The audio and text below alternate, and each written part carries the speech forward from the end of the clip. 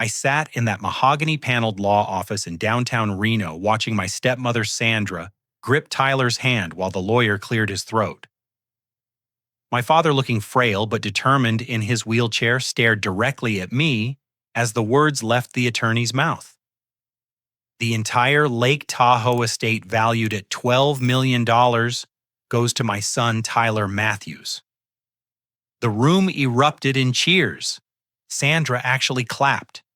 Tyler pumped his fist like he'd won the lottery.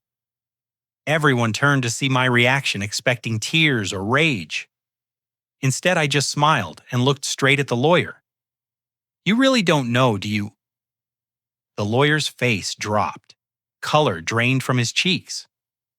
My father's voice cracked as he screamed, "Know what? 6 months earlier, I was living my quiet life as a civil engineer in Sacramento, designing water treatment systems for small California towns. My apartment was nothing special, a one-bedroom place with second-hand furniture and engineering textbooks stacked everywhere. I'd built this modest existence entirely on my own, without a penny from my father, Robert Matthews. The divorce happened when I was 8. One day, Dad was there helping me build model airplanes. The next, he was moving his clothes into boxes while Mom cried in the kitchen. Within 2 years, he married Sandra Whitman, a real estate agent with perfectly styled blonde hair and an obsession with status symbols. Tyler came along when I was 12, and from that moment, I became invisible. My childhood weekends at Dad's house were exercises in feeling like an outsider. Tyler got the bigger bedroom, the expensive toys, the private baseball lessons. When I showed him my straight A report cards, Dad would nod absently, while helping Tyler with homework he should have finished alone. Sandra made it clear I was the reminder of Dad's previous mistake. Everything changed when Mom died of breast cancer at 52. I was 25, finishing my master's degree and working part-time to pay for it. Dad didn't even help with funeral expenses. I remember standing at her graveside, watching him check his phone while the pastor spoke. Tyler was 17 then, driving a brand new BMW while I rode the bus to work. The phone call came on a Tuesday morning in March. Dad's voice sounded smaller than I'd ever heard it. "Archie, I need to tell you something. The doctors found stage 4 pancreatic cancer. 6 months, maybe less." I stared at my coffee getting cold. After 7 years of barely speaking, he was calling me because he was dying. "I'm sorry to hear that, Dad. I know we haven't been close, but I need help organizing my affairs. Tyler's still in college, and Sandra gets overwhelmed with paperwork. You're good with details." Against my better judgment, I agreed. Maybe some part of me hoped we could fix something before it was too late. Dad's house in Granite Bay was exactly what you'd expect from someone obsessed with appearances. Marble countertops, expensive furniture, and family photos where I appeared in maybe 1 out of 20 pictures. Tyler's graduation photos covered the mantel. His baseball trophies filled an entire cabinet. My engineering degree hung in the basement next to Dad's old tools. The home office was where Dad kept his business records. Matthews Construction had done well over the years, building custom homes for Sacramento's wealthy suburbs. File cabinets held contracts, permits, and financial documents going back decades. "Everything's in here," Dad said, settling into his leather chair. "Bank statements, property deeds, insurance papers. I need it all organized for the lawyers." I spent the first afternoon creating a filing system, separating active contracts from completed projects. The Lake Tahoe estate kept appearing in the paperwork. Property tax bills, maintenance receipts, insurance policies. The place was worth a fortune. "Tell me about the Tahoe house," I said during dinner with the family. Tyler's face lit up. "It's incredible. 5 bedrooms, private beach access boat dock. Dad bought it as our family legacy." "When did you buy it?" I asked Dad. "About 7 years ago, right after your mother passed." Something felt wrong about that timing, but I couldn't place what. The next morning, I was filing insurance documents when I noticed something odd. A family photo on Dad's desk sat slightly crooked, like someone had moved it recently. When I straightened it, The picture shifted, revealing the edge of what looked like a small safe built into the wall behind. I glanced toward the kitchen where Sandra was making lunch. Dad was napping upstairs. Tyler was at school. Carefully, I moved the photo completely aside. The safe was about the size of a shoebox with a digital keypad. I tried a few obvious combinations: Dad's birthday, Tyler's birthday, their anniversary. Nothing worked. Then I remembered Mom's birthday. She would have turned 59 that year. I punched in the number 090459. The safe clicked open. Inside were documents I'd never seen before. Original property deeds for the Lake Tahoe estate. But these papers told a completely different story than what Dad had shared. The property had been purchased using funds from a life insurance policy, not Dad's life insurance, Mom's. My hands shook as I read through the paperwork. After Mom died, her life insurance company had paid out $2,800,000. According to these documents, that money had been transferred directly to fund the down payment on the Lake Tahoe property. But here was the stunning part: the original beneficiary of Mom's life insurance policy wasn't Dad. It was me. I found the original insurance documents signed in Mom's handwriting. In the event of my death, all proceeds shall go to my son Archie Matthews, to be held in trust until his 30th birthday. She'd set this up to give me a foundation for my future. Dad had somehow gotten control of that money and used it to buy property that he was now leaving to Tyler. My mother had tried to take care of me even after death, and Dad had stolen it. The next 4 months became a careful dance of investigation while pretending to be the dutiful son.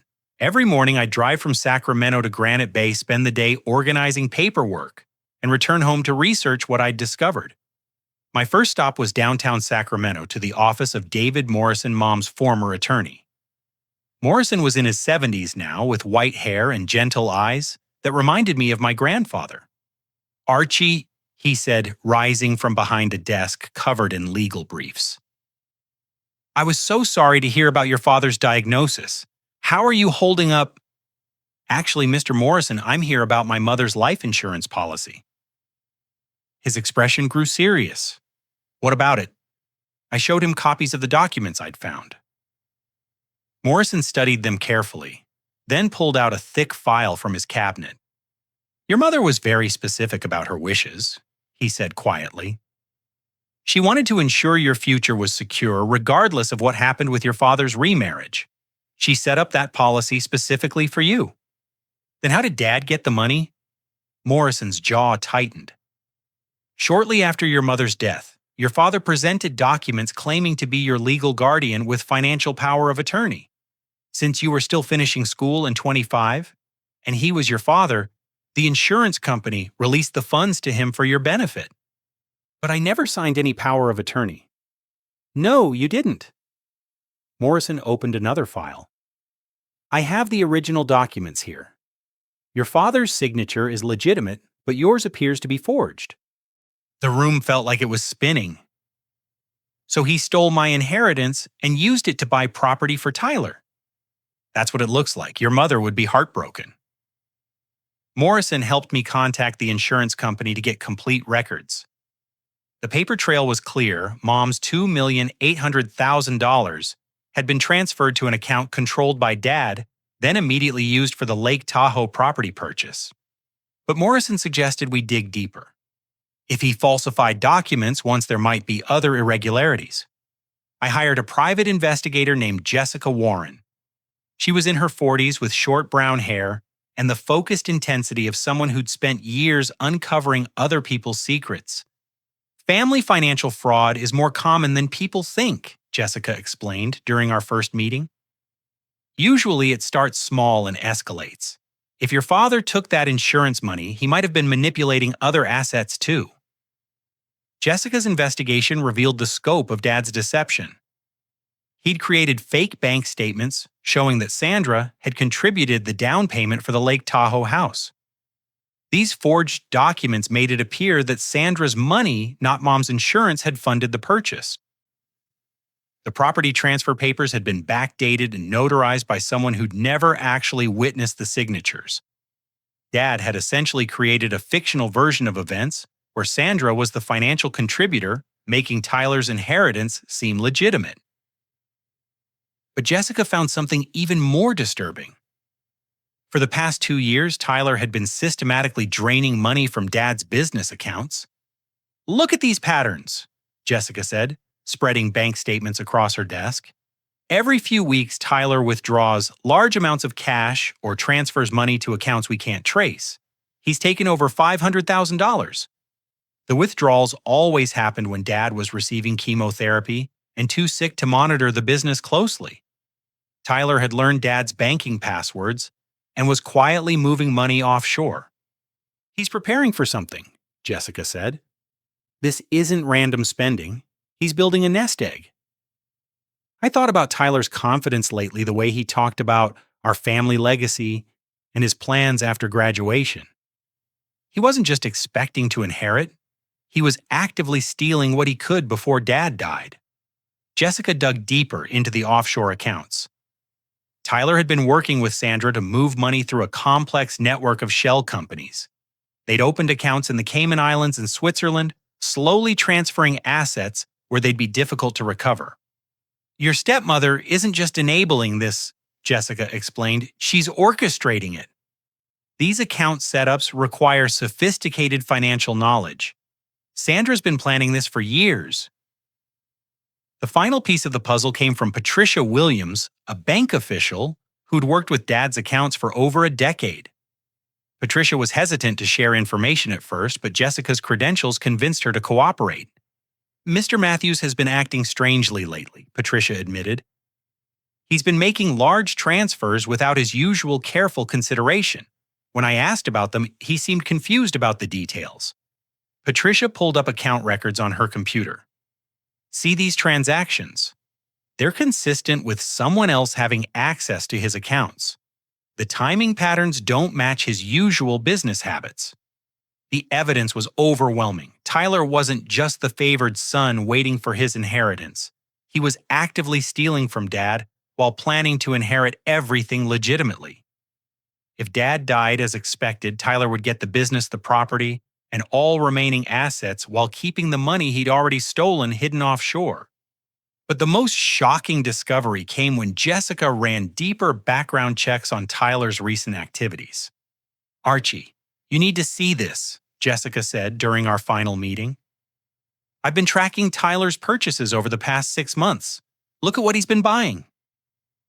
She slid a list across the table: industrial chemicals, heavy metals, mercury compounds ordered through online scientific supply companies. Mercury. I stared at the receipts. Why would Tyler need mercury? Jessica's expression was grim. Mercury poisoning can accelerate cancer progression.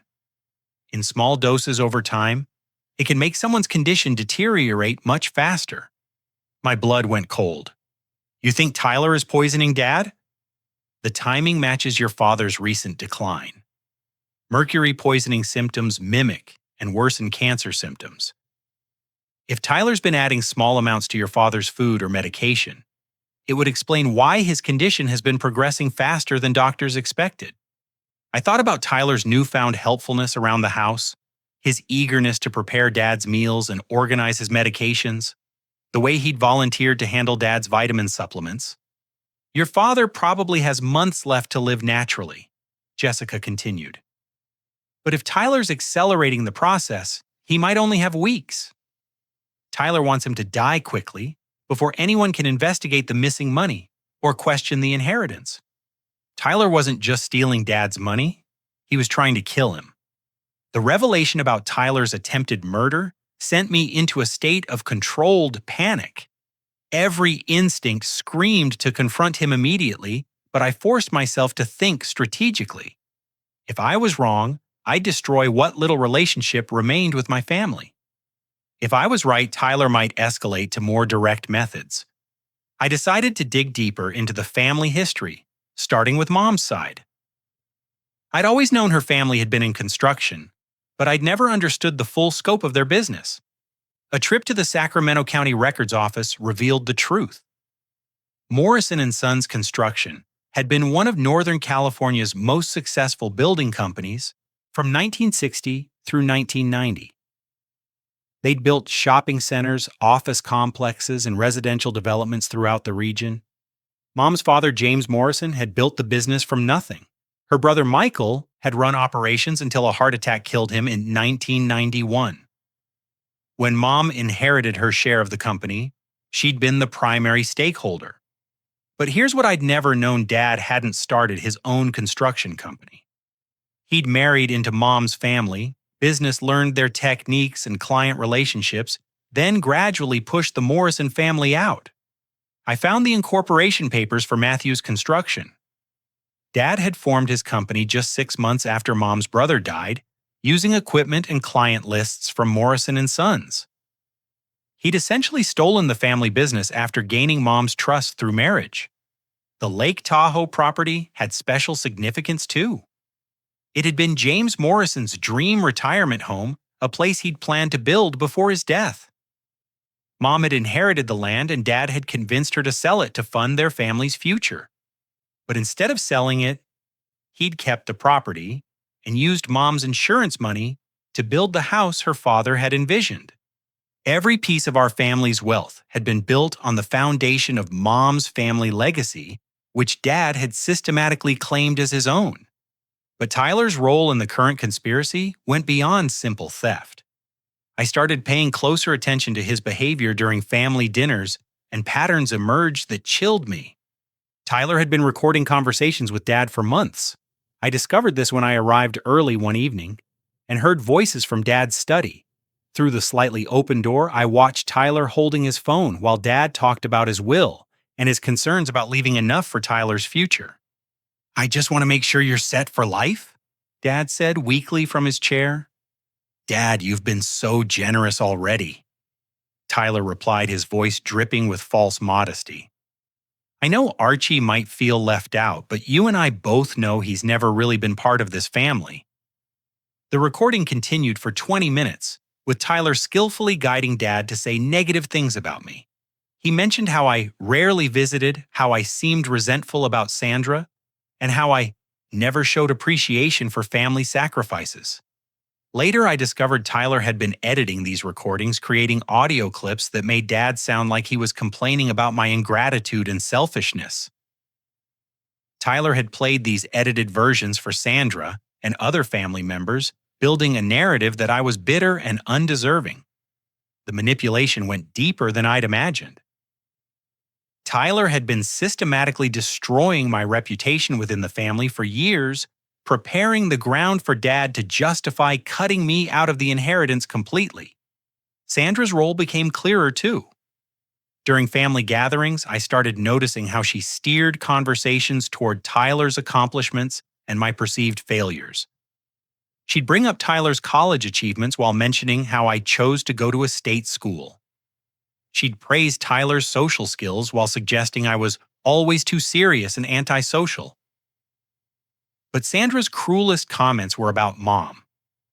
During one dinner, she actually said, "It's such a shame Archie inherited his mother's withdrawn personality instead of Robert's business sense." Tyler would nod sympathetically as if my supposed character flaws were a family burden they all had to endure. The financial manipulation had been going on longer than I had realized too. Jessica's deeper investigation revealed that Tyler had been forging Dad's signature on bank documents for over 3 years, starting with small transfers that gradually increased in size. Tyler had learned to mimic Dad's handwriting perfectly. Bank statements showed dozens of transactions that Dad had never authorized, each moving money closer to Tyler's control. But the most disturbing discovery came when I decided to test the mercury poisoning theory. I convinced Dad to let me organize his medications, claiming I wanted to make sure he wasn't accidentally taking too much or too little of anything. In his bathroom cabinet, I found bottles of expensive vitamin supplements that Tyler had been giving him daily. I took one of the pills to a lab for analysis, claiming I wanted to verify the purity for my own health concerns. The results came back 3 days later. The vitamins contained trace amounts of mercury carefully hidden within the regular vitamin compounds. Someone had been systematically adding mercury to Dad's daily supplements for months. Tyler was slowly poisoning our father, accelerating his cancer progression, while making it look like natural disease advancement. But Tyler's plan had a timeline. I overheard a phone conversation between him and Sandra that revealed the final phase of their scheme. "The doctor thinks he has maybe 6 weeks left," Tyler said quietly, unaware that I was in the next room organizing files. "Once he's gone, we need to move fast. Archie will probably contest the will, so we need to get the assets transferred before he can file any legal challenges." "What about the offshore accounts?" Sandra asked. "Already set up. As soon as the will is executed, I'll transfer everything to the Cayman accounts. By the time Archie figures out what happened, we'll be untouchable." They were planning to disappear with everything as soon as Dad died. The cruelest part was listening to Tyler's false emotions when he was around Dad. He'd hold Dad's hand, tell him how much he loved him, promise to carry on the family legacy, all while slowly killing him and planning to steal everything. I realized I was racing against time. Dad's condition was deteriorating rapidly because of Tyler's poisoning. If I didn't act soon, Tyler would succeed in murdering our father and stealing both his fortune and my mother's legacy. But I also realized that direct confrontation wouldn't work. Tyler had spent years building a narrative where he was the devoted son and I was the ungrateful outsider. If I accused him of poisoning and theft without overwhelming proof, the family would side with him. I needed a different strategy. I needed Tyler to confess to everything publicly in front of witnesses who couldn't deny what they'd heard. That's when I started planning the will reading trap.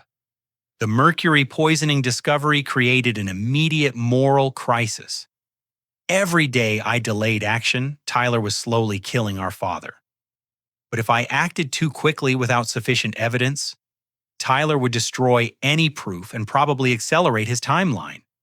I decided to take a calculated risk. I anonymously contacted Dad's oncologist, Dr. Sarah Chen, claiming to be a concerned family friend who'd noticed unusual symptoms. "I'm worried about possible heavy metal poisoning," I told her during a careful phone conversation. "His symptoms seem to be progressing faster than typical for his cancer stage, and I've heard about cases where environmental toxins can accelerate cancer progression." Dr. Chen was initially skeptical, but she agreed to run comprehensive blood tests during Dad's next appointment. "If there's any evidence of heavy metal exposure, we'd certainly want to address it immediately." The tests were scheduled for the following Tuesday. I made sure to be at the house that morning helping Dad prepare for his appointment, while Tyler was at his college classes. In the car driving to the medical center, Dad seemed more alert than he'd been in weeks. "You know, Archie, I've been thinking about your mother lately. She always said you had her analytical mind." "She was a smart woman," I replied carefully. "Smarter than I gave her credit for," Dad admitted quietly. "I was so focused on building the business that I didn't always appreciate what she brought to our family." It was the first time he'd acknowledged Mom's contributions in years. The blood test results came back 48 hours later.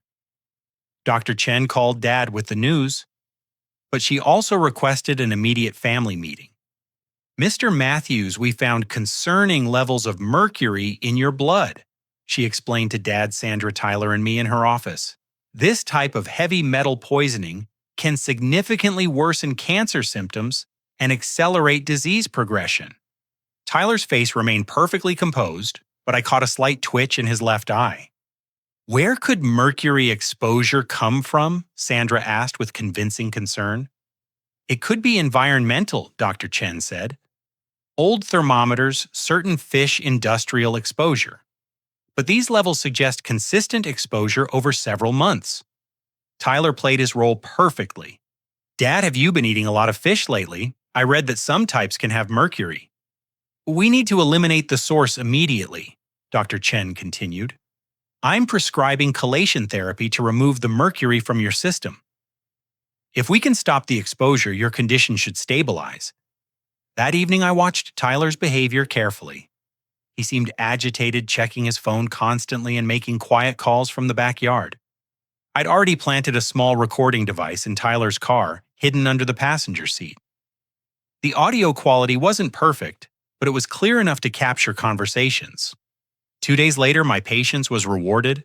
Tyler drove Sandra to a Starbucks parking lot for what they thought was a private conversation. The doctors found the mercury. Tyler's voice came through clearly on the recording. We need to change plans. How did they even test for that? Sandra sounded panicked. I don't know, but it doesn't matter. The old man is improving too fast. His cancer symptoms are backing off now that he's not getting the supplements. So what do we do? Tyler's voice turned cold. We finish this directly. Make it look like the cancer took a sudden turn. I can get into his room at night. Tyler, that's too dangerous. What if someone sees you? Then we stick to the original plan, but we need to move faster. Get the will reading scheduled for next week. Once that's done, we transfer everything offshore immediately. What about Archie? What about him? He'll contest the will, but by then we'll be in Switzerland with the money. Let him fight an empty estate. The recording captured 20 minutes of detailed planning. Tyler discussed specific methods for making Dad's death look natural. Sandra outlined their escape plan to Europe, and both of them laughed about how easily they'd fooled everyone. But the most chilling part came at the end of the conversation. I almost feel bad about the old man, Sandra said. He really loves you. He's weak, Tyler replied. He loved my mother, he loved Archie's mother, and now he loves me. He's always been desperate for people to need him. It made him easy to manipulate. And Archie, Tyler's laugh was bitter. Archie's the only one who actually earned Dad's respect, and Dad never saw it. Archie built his own life, never asked for anything, worked for everything he got. If Dad had been smart, he would have been proud of Archie instead of guilty about him. Even in their conspiracy, Tyler couldn't help acknowledging the truth about our family dynamics. But the recording also revealed the timeline. They were planning to kill Dad within days. I called David Morrison immediately after hearing the recording. We arranged to meet that evening at his office. This recording gives us evidence of conspiracy to commit murder, Morrison explained after listening to the audio. But we need to be strategic about how we use it. Morrison contacted his friend Detective Maria Rodriguez with the Sacramento Police Department. Rodriguez was a specialist in financial crimes and elder abuse cases. We can arrest them now based on the recording, Rodriguez explained during our meeting. But if we move too quickly, they might destroy evidence of the financial fraud. Your best chance of recovering the stolen money is if we catch them in the act of executing their plan. So we let them proceed with the will reading. We monitor them closely while they think they're succeeding. Once they've committed to their story publicly and attempted to transfer the assets, we have them on multiple felony charges. Rodriguez arranged for surveillance on Tyler and Sandra, while coordinating with federal financial crime investigators to monitor the offshore accounts. But 2 days before the scheduled will reading, Tyler made his most desperate move. I'd been staying overnight at Dad's house, sleeping in the guest room to keep a closer eye on the situation. Around 2 a.m, I heard footsteps in the hallway. Through my slightly open door, I saw Tyler moving quietly toward Dad's bedroom carrying a pillow. I followed silently, staying in the shadows. Tyler entered Dad's room and approached the bed where Dad was sleeping peacefully. Tyler raised the pillow above Dad's face. Tyler, what are you doing? He spun around, pillow still in his hands. Archie, you scared me. Dad was having trouble breathing. I brought an extra pillow. Dad stirred awake. What's happening? Nothing, Dad. Tyler said smoothly, placing the pillow at the foot of the bed. I thought you might want another pillow for comfort. Tyler's explanation was plausible, but I'd seen his intent. He'd been planning to smother Dad and make it look like the cancer had caused respiratory failure. The next morning, I convinced Dad to let me arrange for a private nurse to stay overnight. Your condition has been unstable lately. Having medical supervision overnight would give everyone peace of mind. Tyler objected immediately. Dad doesn't need a babysitter. I can take care of him. But Dad agreed to the nurse, and Tyler's opportunity for a quiet murder disappeared. That's when I knew we were ready for the final confrontation. Tyler was desperate enough to attempt murder directly, which meant he'd be reckless during the will reading. Sandra was panicking about the timeline, which meant she'd make mistakes. I contacted Morrison and Rodriguez with the final plan. We'd let the will reading proceed exactly as Tyler expected, but with hidden cameras recording everything and police waiting outside. Tyler's confidence was about to become his downfall. The morning of the will reading, I arrived at Morrison's downtown law office 2 hours early. David Morrison had agreed to let me plant small cameras around the conference room while maintaining his professional obligation to execute Dad's will as written. "I want to be clear, Archie," Morrison said as we positioned the cameras. "Legally, I have to read your father's will exactly as he's written it. But once we have evidence of fraud and coercion on tape, we can challenge the document's validity." Detective Rodriguez was monitoring the camera feeds from a van outside the building. Federal agents were standing by to freeze Tyler's offshore accounts the moment he attempted any transfers. Dad arrived first, wheeled in by Sandra. He looked frail but determined, dressed in his best suit for what he believed would be his final act as family patriarch. "This is the right thing to do," he told Sandra quietly as they settled into chairs around the conference table. "Tyler deserves to inherit everything I've built." Tyler arrived precisely on time, wearing an expensive charcoal suit and an expression of solemn respect. He helped Dad adjust his wheelchair position and placed a gentle hand on his shoulder. "Thank you for trusting me with our family legacy, Dad," Tyler said with perfect sincerity. "I promise to honor everything you and Sandra have built together." The performance was flawless. If I didn't know the truth, I would have believed Tyler's devotion was genuine. Also present were Dad's brother Frank and sister-in-law Margaret, along with Sandra's sister Carol.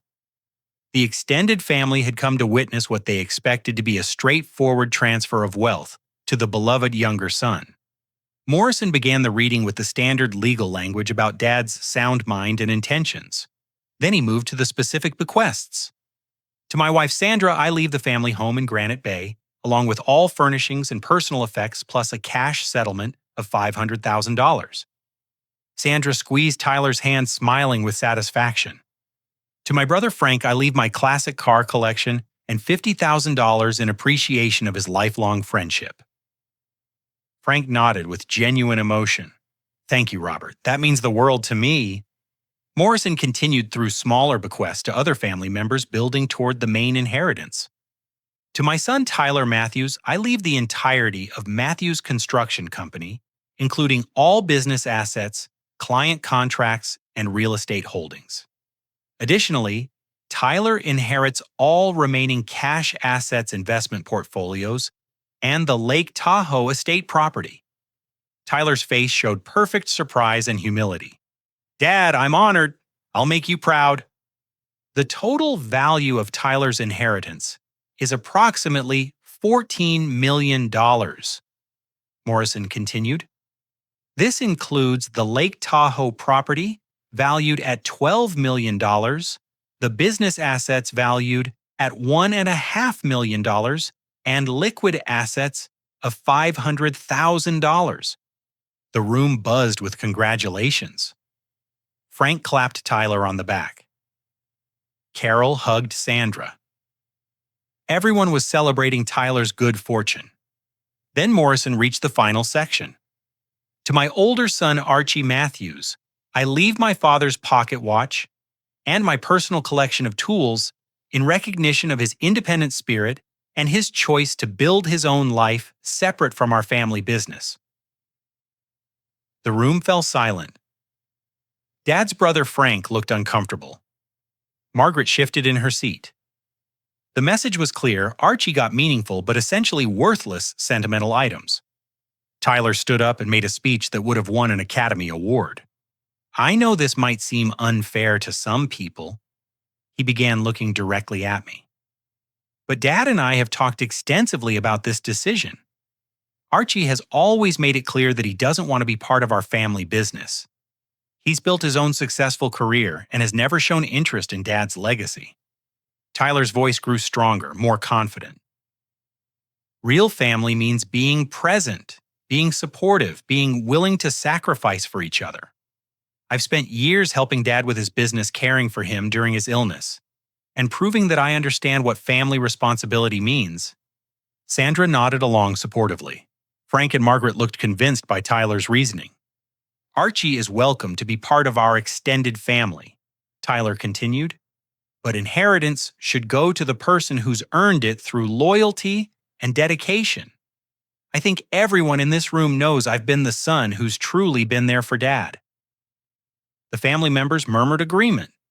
Tyler had successfully framed the inheritance as a reward for filial devotion rather than an arbitrary distribution of wealth. Dad himself looked proud as Tyler spoke. That's exactly right, son. You've proven yourself in every way that matters. Tyler sat back down, radiating quiet satisfaction. Sandra beamed at him with maternal pride. The will reading was proceeding exactly as they'd planned. Morrison looked at me expectantly, waiting to see if I would contest the will or cause a scene. That's when I stood up and smiled. Before we make this inheritance official, I said calmly, I have a question for the lawyer. You really don't know, do you? Morrison's face changed instantly. Color drained from his cheeks as he realized what I was about to reveal.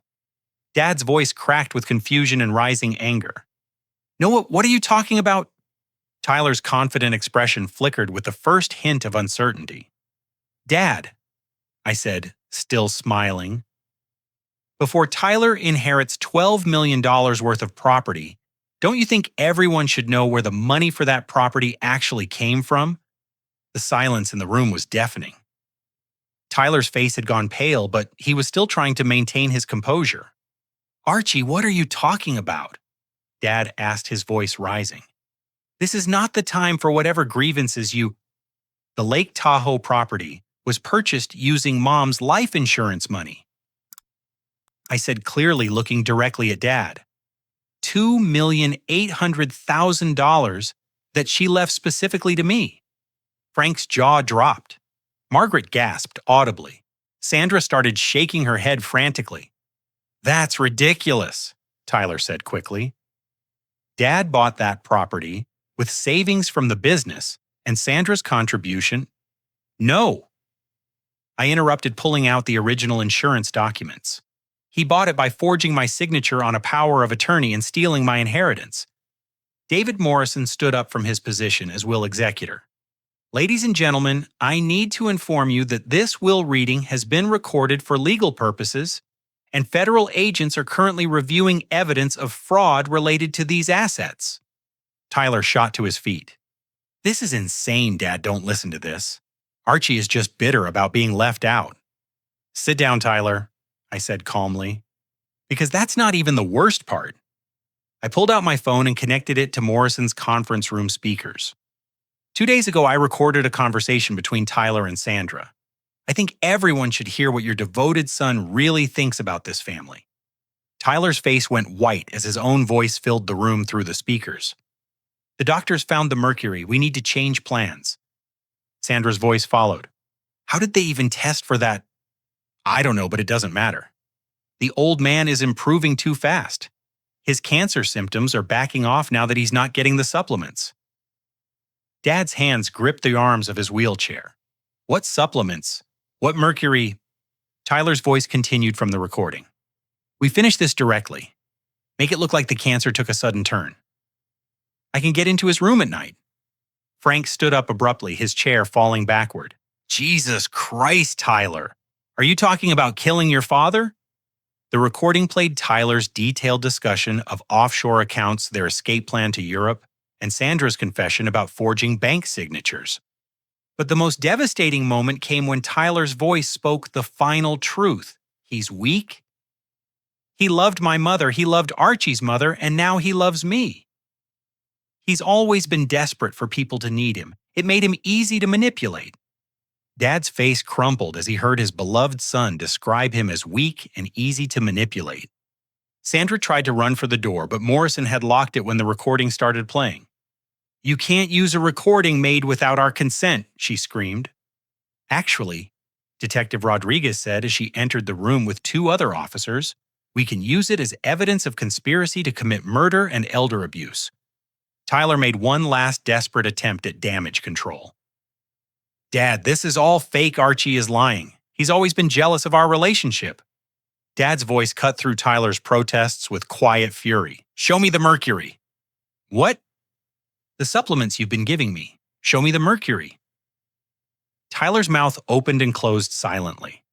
Morrison opened a briefcase and pulled out lab reports. The vitamin supplements Tyler has been providing contain mercury compounds specifically designed to worsen cancer symptoms and accelerate disease progression.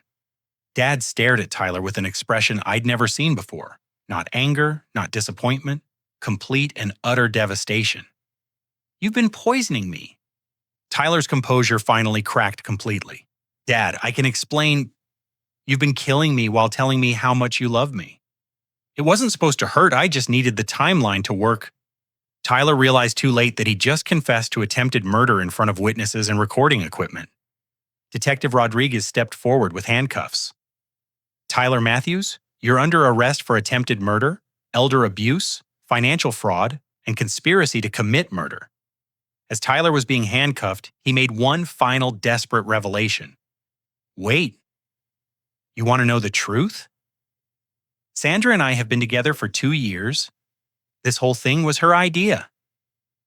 She's been planning to kill Dad and marry me, so we could keep all the money. The room exploded in shocked gasps. Dad's brother Frank actually stumbled backward. Sandra screamed at Tyler, "You worthless little coward! Everything was perfect until you panicked. She seduced me." Tyler continued frantically as the officers pulled him toward the door. She said Dad never appreciated her, that we deserved the money more than anyone else. She's the one who taught me how to forge signatures. Detective Rodriguez arrested Sandra as she lunged toward Tyler, still screaming obscenities. In the chaos of arrests and accusations, Dad sat quietly in his wheelchair, staring at his hands. When the room finally cleared, except for Morris and Detective Rodriguez and our family, Dad looked up at me with tears in his eyes. Your mother's insurance money, I took it from you. Yes. I told myself I was investing it for the family's future, but really, I just wanted to control it. I sat down across from him. Dad, we can deal with the property issues later. Right now, let's focus on getting you healthy. Tyler was killing me. Dad's voice was hollow with shock. My own son was slowly murdering me while I praised him for being devoted. Frank put a hand on Dad's shoulder. Robert Tyler isn't your son. I mean, biologically he is, but no real son would do what he did. You raised a psychopath. Dad looked at me with something I'd never seen in his eyes before: respect. Archie, you saved my life. You could have let Tyler succeed and inherited everything by default, but you saved me instead. Dad, despite everything between us, I wouldn't let anyone murder you. Detective Rodriguez explained what would happen next. Tyler faced multiple felony charges, including attempted murder. Sandra would be charged with conspiracy fraud and elder abuse. The offshore accounts had been frozen, and federal agents were working to recover all stolen assets. The Lake Tahoe property will need to be returned to its rightful owner, Rodriguez explained. The original insurance beneficiary was Archie, which means the property belongs to him. Dad nodded slowly, as it should, as it always should have. Morrison gathered the documents scattered across the conference table. We'll need to void this will and start over, Robert. But first, let's get you the medical care you need to remove the mercury from your system. As we prepared to leave the law office, Dad grabbed my hand. Archie, I need to tell you something. Tyler was wrong about one thing in that recording. I wasn't weak because I loved people. I was weak because I didn't love the right people the right way. I should have appreciated what I had instead of trying to control everyone around me. It was the first real conversation my father and I had shared in 20 years.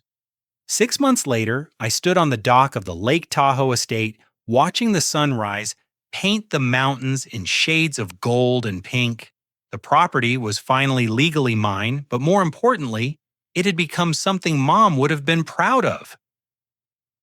The trial proceedings had been swift once Tyler and Sandra's crimes became public. Tyler was sentenced to 15 years in federal prison for attempted murder, elder abuse, and financial fraud. Sandra received 12 years for conspiracy and her role in the systematic theft of Dad's assets. The evidence against them had been overwhelming. Beyond the recordings and financial documents, investigators found Tyler's detailed research into mercury, poisoning his purchase records for the chemicals and email exchanges with Sandra planning their escape to Switzerland. Tyler had tried to claim he was manipulated by Sandra, but the prosecution proved he'd been actively stealing from Dad's business accounts for 3 years before Sandra escalated to murder. His sentence reflected both his financial crimes and his attempt to kill his father. All stolen money was recovered from the offshore accounts. Tyler had moved over $1,200,000 to the Cayman Islands, but federal investigators tracked and seized every dollar. Sandra's betrayal of Dad went even deeper than anyone had realized. During the investigation, police discovered she'd been systematically replacing Dad's heart medications with placebos, contributing to his declining health. She'd also been stealing from his personal accounts for 5 years, funding her expensive lifestyle while playing the role of devoted wife. The most shocking revelation came when investigators found Sandra's journal, which detailed her plan to seduce Tyler as part of a long-term scheme to control the family fortune. She'd targeted Tyler specifically because he was narcissistic and easily manipulated, unlike me, whom she described as too independent and suspicious. Dad's health improved dramatically once the mercury poisoning treatment began. Dr. Chen was amazed by his recovery. Removing the mercury and stopping the medication tampering has essentially reset his condition. He's responding to cancer treatment better than we ever expected. Dad decided to sell Matthews Construction and use the proceeds to fund cancer research at UC Davis Medical Center. "I built that company by exploiting your mother's family legacy," he told me. "It's time to use it for something meaningful." He moved out of the Granite Bay mansion into a modest apartment near the medical center where he volunteers with newly diagnosed cancer patients. The man who'd once been obsessed with status symbols now lives simply and finds purpose in helping others navigate their diagnosis. Our relationship transformed slowly but genuinely. Dad began telling me stories about Mom that I'd never heard, sharing memories of her intelligence and kindness that he'd buried under years of guilt and remarriage. "Your mother was the smartest person I ever met," he admitted during one of our weekly dinners. "She saw through people instantly. She would have spotted Sandra's deception immediately." "Why didn't you listen to Mom's concerns about people?" Dad considered the question carefully. "Because listening to her would have meant admitting she was smarter than me, and my ego couldn't handle that." The Lake Tahoe estate became the Morrison Family Cancer Retreat, a place where cancer patients and their families can stay for free while receiving treatment at nearby medical facilities. Mom's family name was restored to honor their original vision for the property. I kept my job as a civil engineer but hired a staff to run the retreat center. We host about 30 families per month, providing them with peaceful surroundings and practical support during their medical battles. Dad visits the retreat regularly, sharing his experience as both a cancer patient and someone who learned important lessons about family priorities. His testimony about the importance of honest relationships has helped other families avoid the mistakes we made. The most meaningful change happened during our weekly conversations. Dad started asking about my work, my interests, and my perspectives on life. For the first time, he seemed genuinely curious about who I'd become, rather than disappointed about who I wasn't. "I spent so much energy trying to mold you into what I thought you should be," he reflected. "I never took the time to appreciate who you actually were." David Morrison helped us establish the Morrison Matthews Foundation, which provides legal aid to families dealing with elder abuse and financial exploitation. Too many families go through what we experienced, and we wanted to create resources to help them fight back. Frank and Margaret Dad's siblings apologized for their years of enabling Tyler's behavior and dismissing my concerns. We wanted to believe Tyler was the perfect son, Margaret admitted. It was easier than acknowledging that your father's favoritism was harmful. The extended family has worked to rebuild trust and create healthier relationships. Family gatherings now focus on honest communication rather than maintaining appearances. 1 year after the will reading, I received a letter from Tyler in prison.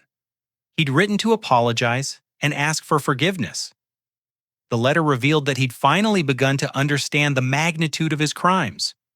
I destroyed our family because I couldn't handle the possibility of not being the favorite, Tyler wrote. I turned love into competition and used Dad's affection as a weapon against you. I'm truly sorry for the pain I caused everyone. I wrote back explaining that forgiveness was a process and that rebuilding trust would take time. But I also told him that acknowledging his mistakes was an important first step toward becoming a better person. Sandra never apologized. According to her prison counselors, she continues to blame everyone else for her choices and shows no remorse for her actions. The most powerful moment came 6 months ago when Dad and I were sitting on the Lake Tahoe dock during sunset. The retreat center was hosting a family whose 8-year-old daughter was receiving cancer treatment, and we could hear the children playing on the beach. Your mother would be proud of what you've built here, Dad said quietly. She'd be proud of what you've learned too, I replied. Dad was quiet for a long moment. Archie, I need to tell you something I should have said 20 years ago. You became a good man not because of my guidance, but in spite of my failures. You have your mother's integrity and her strength. Thank you, Dad. I wasted so many years trying to make Tyler into the son I thought I wanted instead of appreciating the son I actually had. We sat in comfortable silence watching the sunset reflect off the water. For the first time in my adult life, I felt like I had a father who actually saw me. The retreat center continues to grow. We've helped over 300 families in the past year, and many of them stay in touch to share their recovery progress. The property that was once a symbol of stolen wealth has become a place of healing and hope. I learned that justice isn't just about punishment for wrongdoing. Real justice means restoring what was taken and creating something better from the damage. The money Tyler stole has been returned, but more importantly, our family has learned to value honesty over appearance and substance over status. Dad's cancer is in remission, though he continues treatment as a precaution. He's healthier now than he's been in years, both physically and emotionally.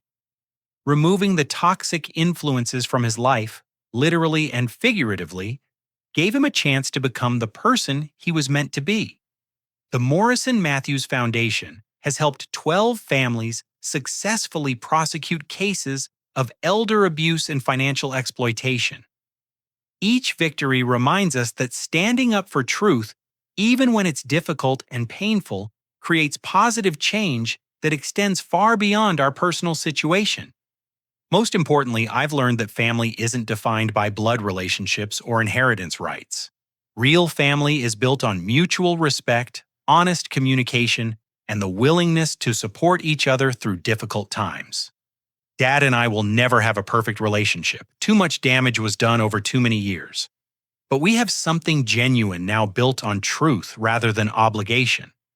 The greatest inheritance my mother left me wasn't money or property. It was the example of living with integrity even when doing the right thing comes with a personal cost. That's a legacy worth fighting for, and it's something no one can ever steal. As the sun set completely over Lake Tahoe that evening, Dad looked at me with clear eyes and said, "Thank you for saving my life, son. Not just from Tyler's poison, but from my own blindness. Thank you for finally seeing me, Dad." We sat together in peace, two imperfect people who'd finally learned what family really means. I want to ask you something that's been on my mind since sharing this story. Have you ever had to choose between keeping peace in your family and standing up for what's right? It's one of the hardest decisions we face, and I'd love to hear your thoughts in the comments below. If this story touched your heart or made you think about your own family relationships, please hit the like button and subscribe for more real-life stories about overcoming difficult situations. And please share this with someone who might need to hear that it's never too late to fight for truth and justice in their own life. Thank you for listening to my story, and I hope it reminds you that even in our darkest family moments, there's always hope for healing and redemption when we choose courage over comfort. Until next time, remember that your integrity is your greatest inheritance, and no one can take that away from you.